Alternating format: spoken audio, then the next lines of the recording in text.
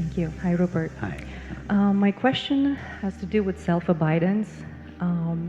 It's kind of came up in meditation this morning, and I feel like maybe up until this point, I may have been looking at the screensaver and not the screen. So I just wanted to confirm with you. So when we ask the question, am I aware? The mind rises in the form of the question, kind of knocks at the door of our being. There's a pause. We get in touch with our being, and then the answer comes back and informs the mind, yes. So my question is, when you say self-abidance, be as your being, what you mean is staying in and being that pause. Staying as being, yes. As being at the end of that question. Yes. Is that right? Yes. Okay. In meditation this morning, I could be there, but then the mind would rise again, either random thoughts or wanting to shift or sensations in the body. So at that point, what do? Do we go back to letting go? Yes, you just go back to being. It may be helpful to ask a question to take you back to being. You may have to ask a question such as, am I aware? Or what is it that is aware of my experience? Or who am I? But after a while, you no longer need to ask yourself a question. You just notice that you've left your being, right, that you're lost in thoughts. As soon as you notice that, you just go back to your being without having to ask a question in order to facilitate your going back to being. Yeah, because I've noticed my mind is very undisciplined. But that's okay. It's natural. It's just it's because your mind has been conditioned for decades to continually pay attention to objects. So it will do so for some time. But every time you gently counter that habit, that conditioning, by coming back to yourself, you weaken the pull that objective experience has on your attention. And your attention finds it easier and easier to rest in being as being, or to rest in its source. It seems like it's easier to do it when my eyes are closed and we do it in meditation. It's easier to do it when your eyes are closed because there's because the world, when your eyes are open, there's so much to see. Right. And sooner or later something or someone in the world is going to pull your attention. So by closing your eyes, you're reducing your objective experience by at least 50%. Right. So normally our experience is, broadly speaking, 50% perceptions, 50% thoughts, roughly. You close your eyes, you remove most of your perceptions. You still have sounds, but you remove visual perception, which is a large part of your experience. So it just reduces the pull on your attention. And like staying in your being as your being, what would that look like when you're interacting with somebody, or you go throughout day to day? It would feel peaceful and loving. Okay. Peaceful on the inside and loving on the outside. And still dropping in that space of, am I aware, as you're interacting with the world? Yes, but if you're having a conversation with someone or interacting, you don't have spare attention to it. Right. But then you don't. In that situation, it's appropriate for your attention to be going outwards. You're not having a meal practicing self-inquiry. No, that's what you do when you're alone at home or in one of our sessions. When you're at a meal, you're giving your attention fully to the other person, but the presence of perceptions and thoughts and conversations, it doesn't obscure your being. So you're resting in your being, like now. Right. You're resting in your being now. Right. You're fully aware that everyone and everything you're seeing is a coloring of the same being. That's the feeling of love. But you still carry on having the conversation.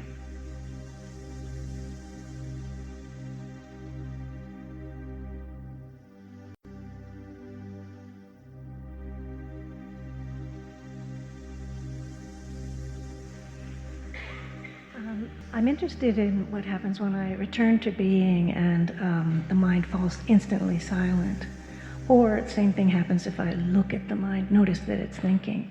It's as if it gets interrupted or, just suddenly cut. And it feels a little bit violent, like I'm not accepting the thoughts. So I try to adopt the attitude, it's okay, you can keep thinking.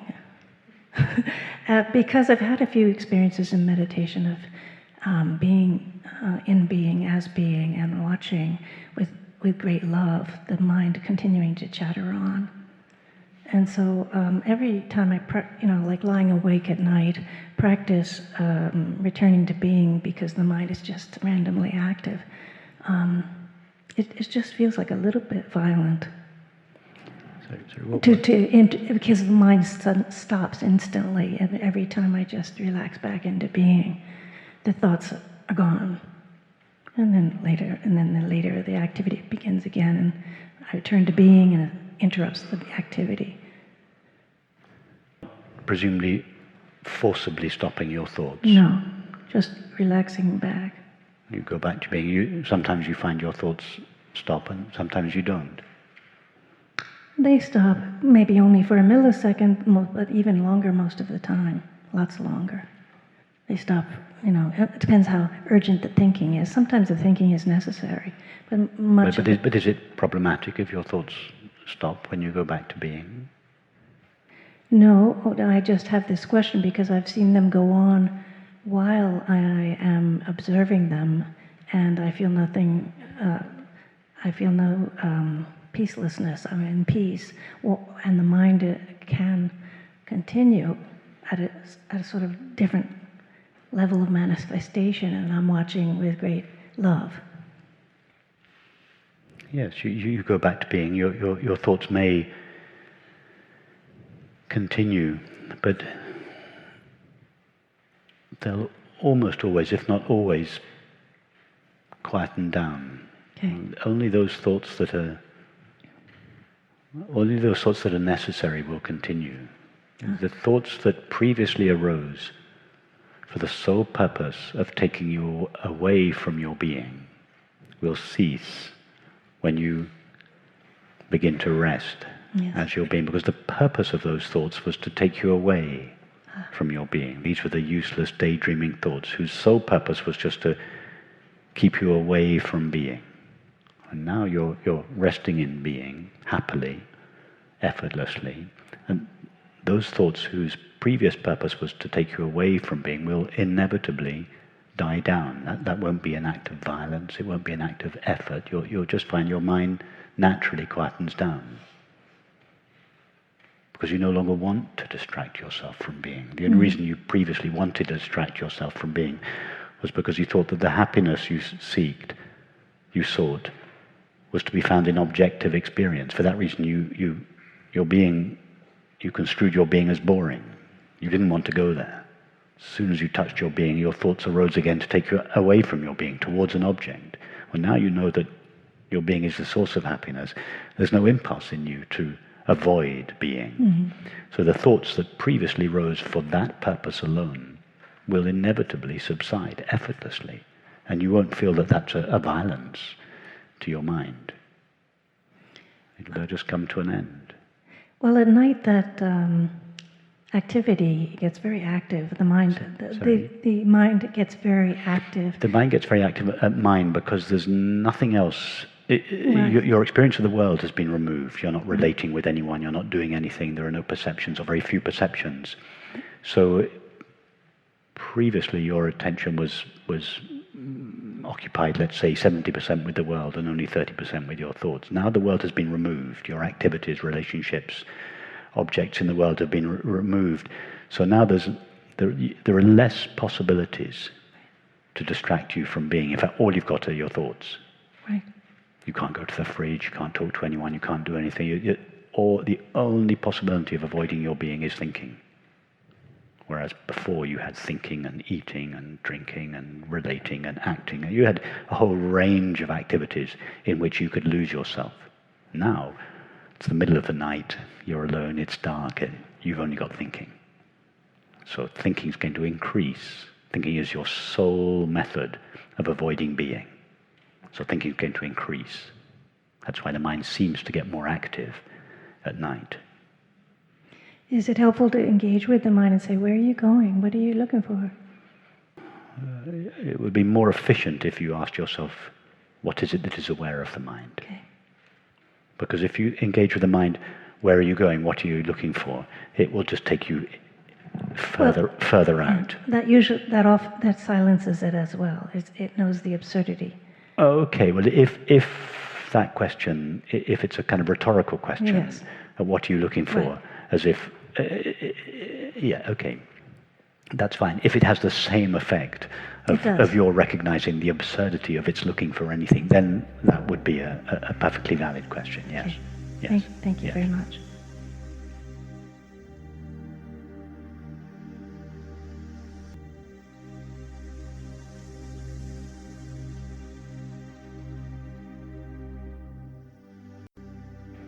Hi, Rupert. Arthur. I think what I'm looking for is further clarity on the beingness. First time here, but I spoke to you 4 years ago online about pain, and you made this wonderful suggestion to stop fighting it, making it an enemy, invite it in. And I did that, invited in, and over the last 4 years, I haven't fought with it. I occasionally resent it and get angry, but it's not this, I'm not seeking to get rid of it. My confusion is I've accepted it, and when I find myself leaning back into consciousness being, the pain goes with me. I think I had an assumption, a false assumption, that I guess what I'm asking, like with the previous question, will the physicality reduce in time like the mind reduces in time the more that I am in being? Not necessarily. It may do. If your resistance to the pain is adding to the intensity of the pain, then at least that part of the pain that is due to your resistance to it will diminish when you cease resisting it. But there may be other legitimate reasons that your body is in pain, and that pain won't reduce. Well, and those are the ones because the resistance I've been able to work with, per your suggestion, but all the fusions and surgeries and metal in there.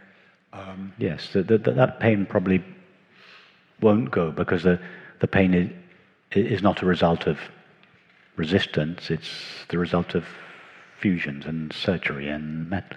So that pain will carry on. So then that leads me to, I think I know the answer, does beingness care that we're in pain? I don't think it does, but yet, in a sense, I may have this all turned around, but no. Beingness is coming through, like it chose us. Does beingness care? I mean, I feel when I'm in beingness, I love. So this is more being about doesn't care. It's the mind, the mind that cares, and it's legitimate to care. If you're in pain, you should care about it. You should do your best to relieve it. So, but it's the mind that is caring about the pain. It's the mind that attends to the pain. Being has no involvement in it. No.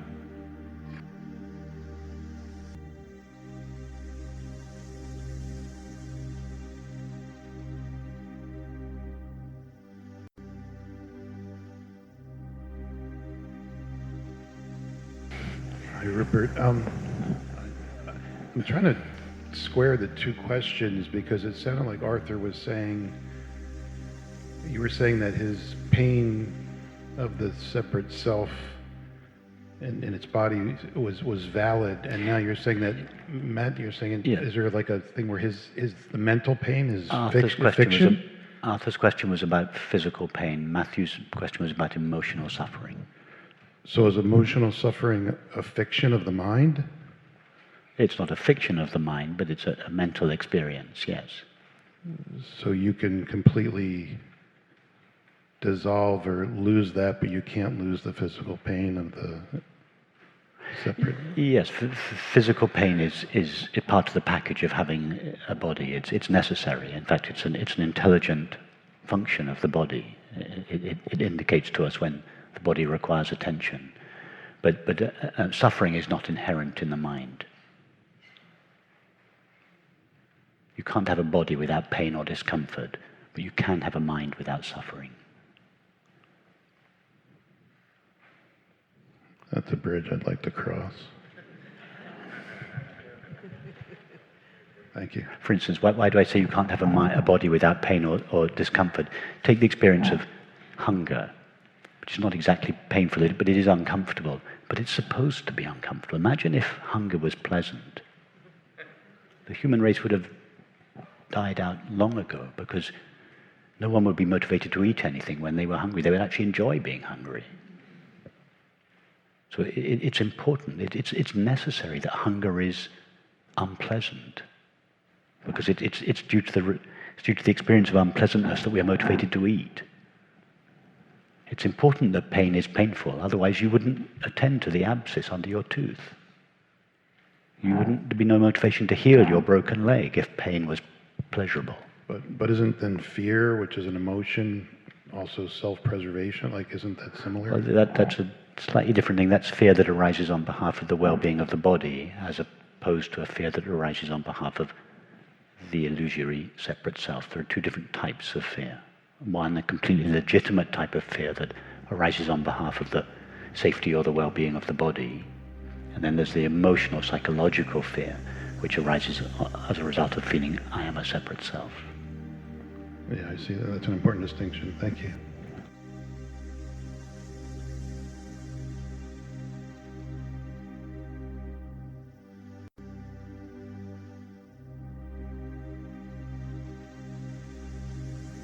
Hi, Rupert. Hi. Matthew. Hi, Matthew. A few questions ago, there was a distinction made between, and I'm going to paraphrase this wrongly, but there was a distinction made between, going to awareness briefly and abiding in awareness. And you said, abiding in awareness will take a bit longer. So, in almost all cases, yes. Right. So, I guess what confuses me is, I personally am trying not to make a practice of anything, because then it would feel like I'm trying to get somewhere, and you make a practice out of it, and then it becomes like any sort of practice, where you'll just exhaust it, and you'll be looking for happiness. But even though it's in here already. So what is there to be done to, if anything, to abide in awareness? To extricate yourself from the content of experience and come back to yourself or your being. And how do I do this without making a practice out of it? Make a practice out of it. Make a practice out of it. Yeah. So that practice would be when I find myself sort of, maybe I've been caught up in some period of time in activity of the mind. Yeah. Let's say, Matthew, let's say you feel, I am depressed. Mm-hmm. So you feel that depression is what you are. You say, I am depressed, or I am lonely. Mm-hmm. You have identified yourself with depression. You have assumed the qualities.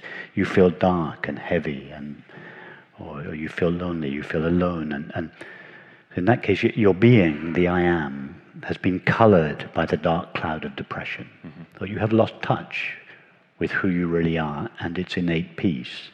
So what you have to do then is extricate yourself, separate out the I am from the depression, mm-hmm.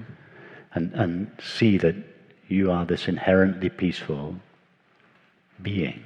Okay. That this dark cloud of feeling is not inherent to you. It doesn't define you. It's not what you are. It's what you feel. So if you have the feeling, I am depressed or I am lonely, then yes, there is something for you to do. There is a gentle practice. What is the practice? To come back to yourself.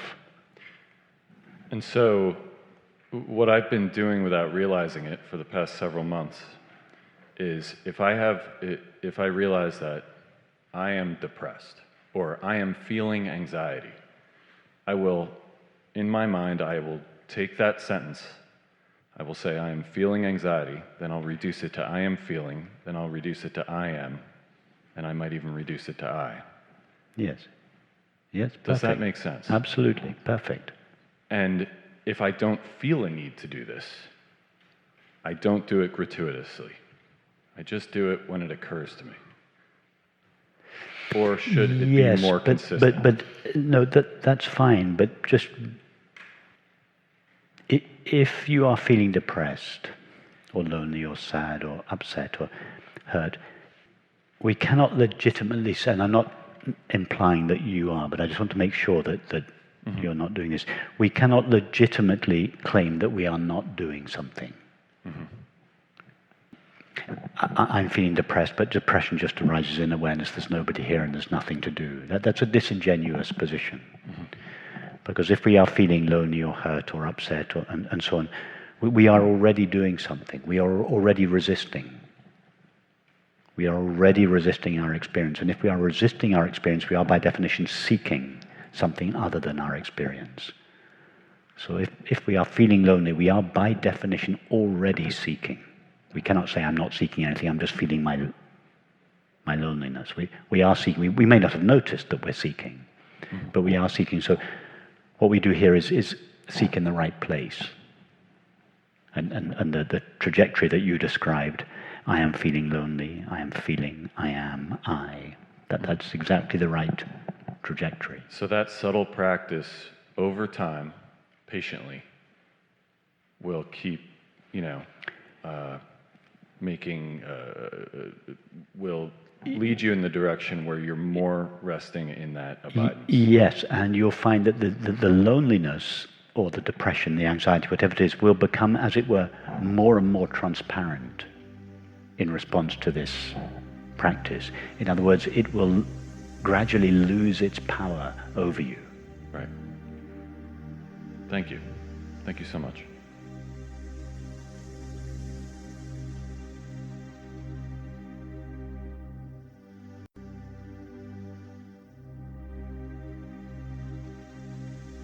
How do I then not lose this open, empty, spacious awareness of my true nature when I go about my day and I start doing things? How do I not lose that? Because it seems to me that the tiniest action I take, I'm losing my awareness for my being, and the fear kicks back in. Now, Sonia, you are engaged in the tiniest action, namely having a conversation with me. Yeah.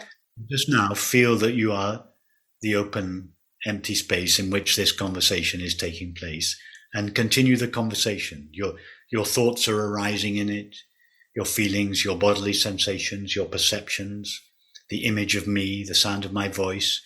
It's all appearing in the space of awareness. Okay. Keep feeling that, but carry on with the conversation. Yeah, that's really challenging, because actually when I talk, I don't feel myself well. I'm hyper focused on you in that moment, on your voice, but actually I need to digest all that has been, or all that is being said right now later. Keep being focused on my voice and your thoughts, but just relax. That's it. Exactly. Just relax. You're a bit nervous. I know you're talking to me. There are lots of people listening, but just relax. Just feel you're at home chatting with an old friend. Just relax. Take a step back. You can still listen to the conversation. You'll probably actually hear much more of what is said. You won't have to listen to the recording again. Just relax. Take a step back. You continue to be aware of your own thoughts and feelings. You continue to listen to what I'm saying and respond to what I'm saying. But you're not so hyper-focused on it that you completely lose yourself in the conversation. You still have this spacious feeling that you are the awareness in which your entire experience is appearing. Your demeanor has changed already. So this is a relatively easy neutral situation. So you try it when you're in easy neutral situations, and then of course when things get more difficult, more stressful, more demanding, then the bar is raised a little bit. It's more difficult, but in time you find you lose yourself less and less often in experience. Okay, so incremental steps and practicing. Incremental steps. Start with just easy, neutral situations. Yes. Okay. And if you find that it's particularly difficult in relationship, and just begin with when you're on your own watching a movie. You just watch the movie with this relaxed attention. Yeah. Occasionally, it's necessary to give your focused attention exclusively to an object. That's fine. You do that, and then when the circumstance no longer requires the exclusive focus of your attention, you just relax, and you give this kind of softer attention to your experience.